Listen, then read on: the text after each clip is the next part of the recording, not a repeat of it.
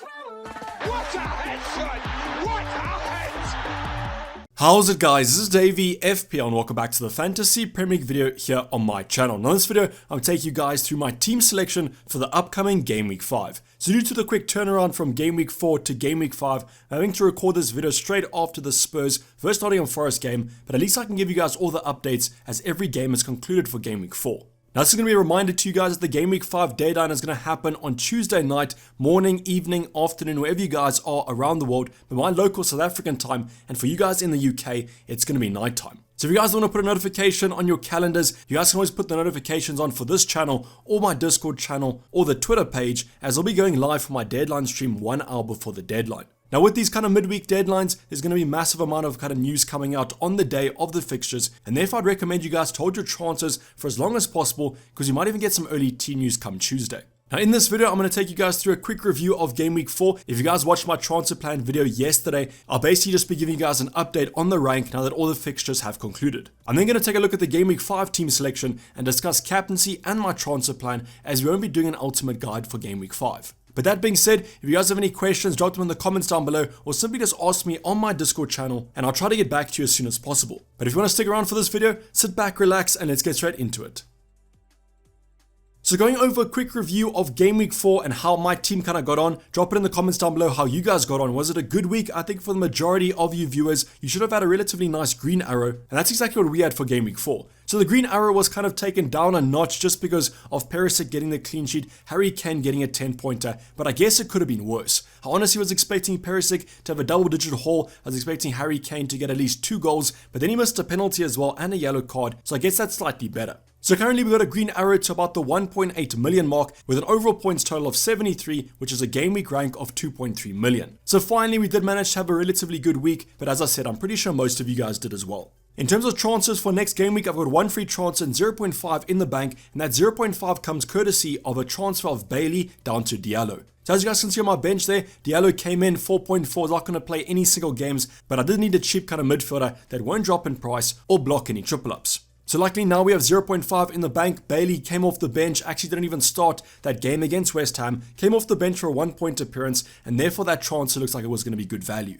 Moving on to our starting 11, Ramsdale is a kind of big talky point around him, and that's going to be a potential transfer out, as the fact of the matter is he's simply not getting the save points or the bonus points, because Arsenal are pretty solid defensively. It really does sound weird me kind of saying that, how can a team being better defensively affect a goalkeeper, but because he's not getting those kind of saves from those long shots, because Arsenal have shut it up, I'm having to rely on him to get some clean sheets. So you've seen some cheaper goalkeepers such as a Henderson. I mean, even Henderson with such a bad defense like Nottingham Forest is outperforming Ramsdale. I know the penalty save is going to be added to him, but just the fact of the matter is Henderson's getting so many save points and bonus points to his name because the defense just can't handle those shots. But saying that though, I don't think I'm going to spend a free transfer unless I want to burn a transfer. I have 2 free transfers on Ramsdale, and that's how I'll probably hold him to my first wildcard. But after the wildcard, I think I'll move for one of the 4.5 options. Moving on to our backline, Trent was definitely the massive performer in that 9-0 victory against Bournemouth. 17 points total, a massive haul from him, one of the highest hauls of a defender I think I've seen over these past couple seasons. It was a clean sheet, a goal, 2 bonus points, and then also an assist for Trent.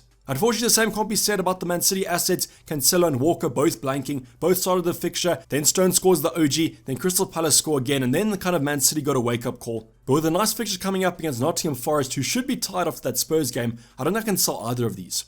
James and Cucurella combining for our Chelsea double up, no clean sheet here. That's a little bit understandable after them going down to 10 men because of a Gallagher red card. Both James and Cucurella both got an assist, then James got 2 bonus points. Now, I think the big talking point about Chelsea was going to be that back 4 that they potentially were going to play. Looked like it could potentially be a back 5 with Chalobah slotting in as one of the 3 centre backs, but in the game it actually looked like a back 4 with Tuchel switching to that system to accompany the midfield.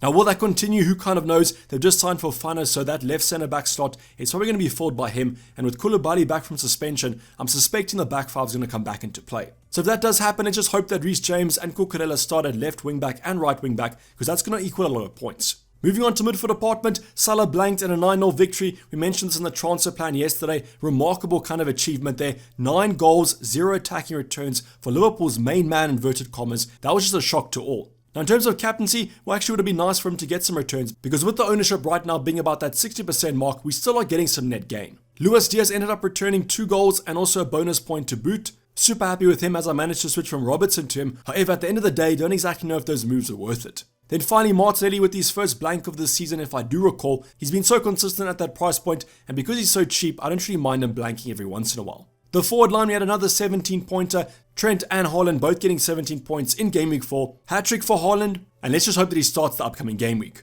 Then finally also Jesus, if you guys captain Jesus, I mentioned this, pretty unlucky there. Probably watched the Salah game, was pretty happy that he blanked, and then what does Jesus go and get? A yellow card and only 1 point.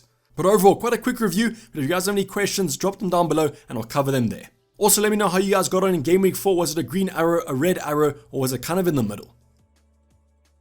But now we're going to go on to kind of the future planning on the horizon. Game Week 5 is slowly approaching us on Tuesday night, and therefore it's going to be quite important to put our transfer plan in place. So what I wanted to go over the team is just to show you guys what we're currently dealing with, give you guys some context about the transfers and the captaincy, which will be talking points coming up.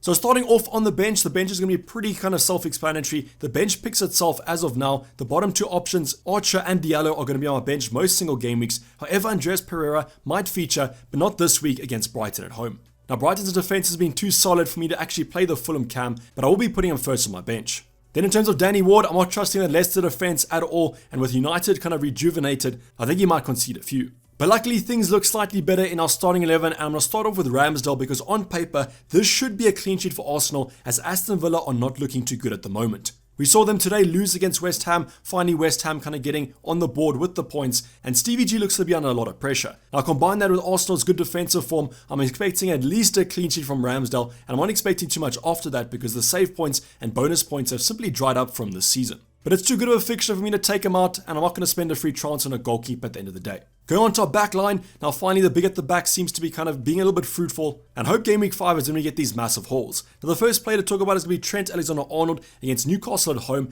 and it seems like they might be without a few of their main attackers. Gucci Saint-Maximin apparently pulled up with a little bit of a knock. He's a doubt heading into that Liverpool game, and also with Callum Wilson out injured, but however, the new man Isaac might actually start. Bruno G's also a big miss, unfortunately, for that Newcastle team, and I'm just hoping that this kind of all combines into a Trent clean sheet. But we saw on the weekend, Trent doesn't rely on the clean sheets, it's the attacking returns as well, the goals and those assists. Let's just hope he can kind of get some on Wednesday night. Then moving on to our first double up in defense, it's going to be the Man City assets against Nottingham Forest. Now I mentioned this earlier on, but I do think Nottingham Forest will be quite tired after that Spurs game because they simply ran all over the place, and I think they kind of wanted to impress their home fans. Now combining that with Man City's form, their possession football, I can't see any way through for these Nottingham Forest attackers, and therefore this should hopefully be a clean sheet if both of these two players start. Now there is some slight concern about Walker because with Nathan Ake apparently he was running on the weekend, and therefore Pep Guardiola said he should be back quite soon. Is soon Wednesday? Who kind of knows, but I do hope that Walker and Cancelo both feature.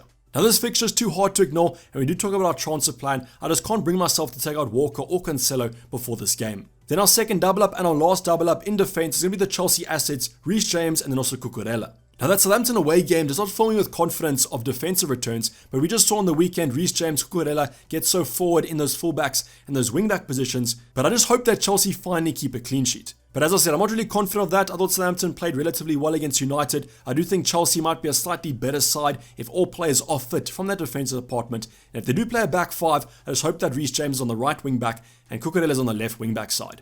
Chilwell did come off the bench relatively late into that fixture against Leicester, so who kind of knows what his fitness is currently doing, but I still do think that Cucurella and Reece James should start on Tuesday. Now that's a big talking point to go over, as they're actually one of the 4 teams that play on Tuesday, and we might actually get some early team news on these selections. We're then going to move on to midfield department, and we have yet another double up of Salah and also Luis Diaz. Now this fixture against Newcastle, I do actually favour it more from a defensive to an attacking point of view, as Newcastle have actually looked quite good defensively. But this is going to be Liverpool at Anfield, just scored 9 goals against Bournemouth. Bournemouth are definitely a worse side than Newcastle, showing good form this season, and therefore I think it's going to be a tough game for Liverpool. Now depending on kind of the selection, if Bruno G is going to be out injured, which he looks like he is, that might leave them a little bit weak in the midfield department, and hopefully Liverpool can capitalise on that.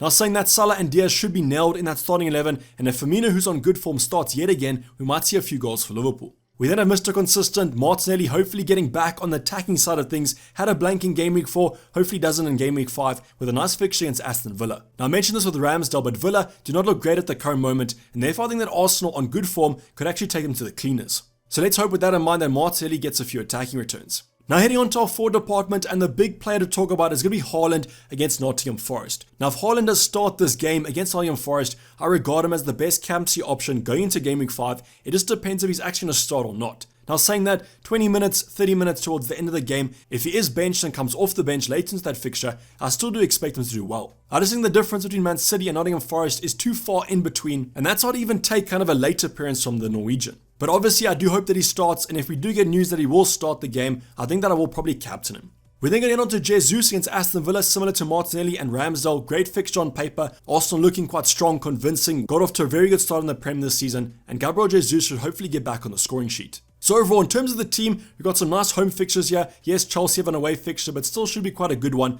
But who's going to be our captain? Well, currently, I'll talk about this a little bit later on, but in terms of my captaincy, it's currently going to be on Mo Salah just because there is a little bit of a concern about Haaland's starting place. If I am confident though that Haaland will start the fixture, even if he gets kind of 60 minutes, that's fine enough for me. We saw against Crystal Palace how kind of clinical he is, and that's why this fixture is too good to ignore. But yes, currently Salah is going to be our captain just because I'm a little bit unsure about Haaland. But now we're going to move on to our kind of ultimate guide inverted commas section of the video. I'm going to be talking about the captaincy debate just because I think this week is going to be a very interesting one. I think I have 3 options that all could be great captaincy options, and you guys can comment down below who you're captaining. We're then going to talk about my transfer plan, but let's go into these options as they really are very good. So the first option and kind of my honorable mention is going to be Jesus against Aston Villa. I've mentioned enough about Aston Villa's kind of bad form. Stevie G's under pressure. Arsenal kind of in the opposite situation. Great start to the season. Arteta looking commanding, and that team looks good in general. So this fixture could be quite a nice little differential captain if you want to go for it. But as I said, my honorable mention, as I do prefer 2 other assets.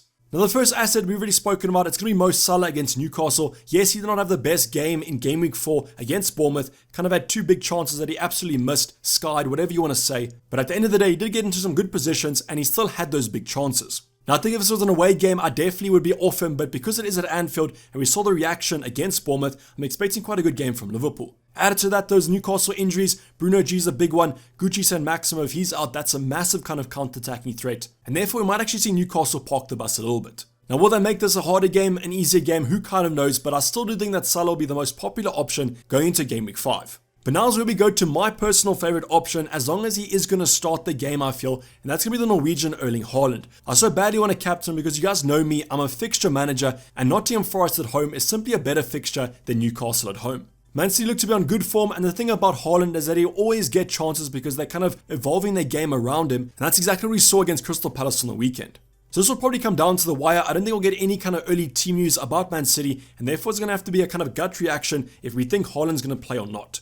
Now the reason that Haaland might not feature is that Pep came out and said in his press conference that Haaland can't play all these midweek games. Remember, this is a midweek fixture. They play yet again on the weekend and then the midweek after that in the Champions League, so Haaland's minutes definitely will be managed. Now do you think that Haaland will be benched in Game Week 5 or Game Week 6 against Aston Villa away? Some people are saying that Game Week 6 on the weekend makes more sense because that's kind of before that midweek Champions League game. Other people are saying that Nottingham Forest, because it's kind of the easier fixture on paper, will be when the rotation happens. But who kind of knows at the end of the day? I guess only Pep knows. So if any of you guys can call up Pep, please do that. Drop it in the comments down below. Is Haaland going to start or not? And while you're down there, let me know who you're captaining for Game Week 5.